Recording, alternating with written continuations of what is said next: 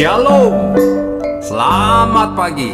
Sate pagi hari ini bertemakan biarlah anak panah itu melesat jauh ke depan. Karya Pendeta Dr. Andat Ismail dari seri buku Selamat Ribu Rukun, terbitan BPK Guru Mulia. Tiap orang tua ingin mencintai dan mendidik anaknya. Namun, banyak orang tua salah paham tentang cara mencintai dan mendidik. Padanan kata mendidik adalah edukasi yang berasal dari kata Latin ex, keluar, dan ducere, mengantar, mengarahkan, atau memimpin. Jadi, pendidikan sebenarnya berarti mengantar naradidik keluar atau melepas anak keluar. Dalam kenyataan, banyak orang tua justru bukan melepas anaknya keluar, melainkan menahan anaknya di dalam kungkungan pengaruh dan kekuasaan orang tua. Pengungkungan ini terjadi dalam pelbagai bidang hidup. Ada orang tua yang melindungi anaknya secara berlebihan dan kesulitan dan tantangan. Anak umur 9 tahun sudah bisa pergi sendiri ke dokter gigi. Anak umur 12 ke kantor pos, dan anak umur 14 ke bank. Tetapi orang tua tidak memberi kesempatan kepada anak dan kurang mempercayai anak untuk mandiri dalam hal-hal itu. Memang anak akan merasa sulit atau takut. Namun bila kita terus melindungi anak dari kesulitan dan tantangan, anak itu akan terhambat perkembangan kepribadiannya.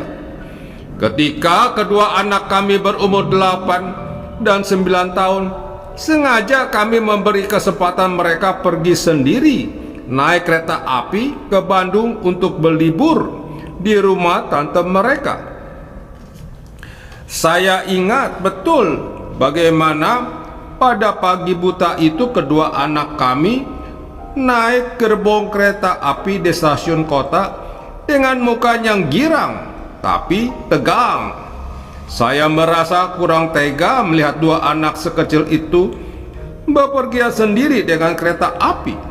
Tetapi justru karena saya mencintai mereka, saya mendorong mereka menghadapi tantangan ini supaya mereka bertumbuh dalam rasa yakin diri yang dibutuhkan dalam perkembangan kepribadian mereka. Ada juga orang tua yang menahan anaknya dalam mengembangkan selera, cita-cita, pendirian, dan pandangan hidup sendiri. Misalnya, ada orang tua yang setengah memaksa anaknya untuk menjadi insinyur, walaupun anak itu mempunyai kecerdasan untuk belajar teknologi mesin. Namun anak itu merasa bahwa bakatnya adalah di bidang musik dan ia ingin menjadi guru piano. Ada pula orang tua yang menjejali anaknya dengan gaya hidup orang tua itu sendiri. Si ayah tidak senang makan kubis, lalu tiap kali ia berkata, sebel makannya kubis." Dengan begitu, ayah sedang menanamkan rasa benci terhadap kubis pada diri anaknya. Nah, itu kalau cuma kubis. Bagaimana kalau kebencian orang tua itu menyangkut manusia? Anak sangat mudah mengambil alih prasangka atau rasa benci terhadap suku tertentu, agama tertentu, atau orientasi hidup tertentu dari orang tua. Akibatnya, anak menjadi korban kungkungan dalam tempurung pandangan hidup orang tuanya. Seolah-olah pandangan hidup yang dianut orang tua itu adalah satu-satunya pandangan hidup yang benar. Kalau begitu, apa orang tua tidak boleh menanamkan pandangan hidup dan agama mereka kepada anak? Tentu saja boleh. Bahkan itu adalah tugas orang tua yang paling utama. Tetapi hendaknya kita membedakan antara kehendak Allah yang objektif dengan ajaran kita yang sudah menjadi subjektif dan cenderung berprasangka. Inti kehendak Allah adalah agar kita mengasihi Allah dan mengasihi orang lain. Tuhan Yesus berkata, "Kasihilah Tuhan Allahmu dengan segenap hatimu, dan dengan segenap jiwamu, dan dengan segala akal budimu. Kasihilah sesamamu manusia seperti dirimu sendiri." Pandangan hidup itulah yang harus kita tanamkan pada anak kita, bukan sebaliknya, yaitu pandangan hidup yang menyisihkan, mendiskriminasikan, dan membenci orang tertentu. Bukan tiap orang dicintai dan dihargai Allah secara sama, entah dia Islam atau Kristen, Batak atau Cina, kapitalis atau komunis, heteroseksual atau homoseksual. Sebab itu, pendidikan sebenarnya bukanlah pewarisan nilai hidup atau iman orang tua sebagai buah yang sudah jadi, melainkan pengembangan benih nilai hidup dan iman yang masih perlu bertuntas dan bertumbuh. Jika dalam pendidikan agama kita mewariskan ajaran agama sebagai paket yang sudah ditelan saja, maka kita tidak memberi kesempatan kepada anak untuk berkembang. Mereka hanya mengambil alih tanpa sikap kritis.